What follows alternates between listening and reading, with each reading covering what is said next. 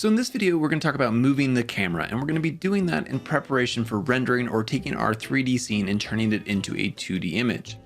So here you can see a scene in Blender that I've set up a few objects and a little bit of a background that we're going to, again, be doing some rendering and some work with lighting. But I need to move my camera around so that I get the right image or I'm seeing the right part of the scene. Now, if you have your number pad set up, you can press 0 on it, or if you have a number pad, press 0. And what that's going to do is give you a view through the camera's lens. And you can see here the white box here, or the lighter box. That's what the camera's going to see. And this is what's actually going to get rendered into a 2D image. Anything outside of that, the camera's not going to see, is not going to become part of our image.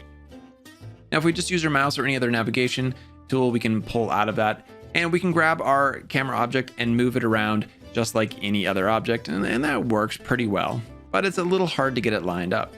So one trick that's really helpful is to press that 0 again and get into the camera view. And then you can come up to View, Navigation, and then come down to Walk Navigation.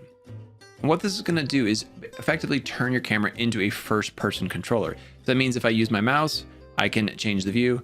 Then if I use the WASD or arrow keys, we can walk around the scene like so. There's also a fly navigation, which I find a little less intuitive, a little bit harder to control, but it's pretty simple, pretty straightforward. You can move the camera just like any other object with your grab or rotation tools, or you can press 0, look through the camera, and turn it into a first-person controller with the walk navigation.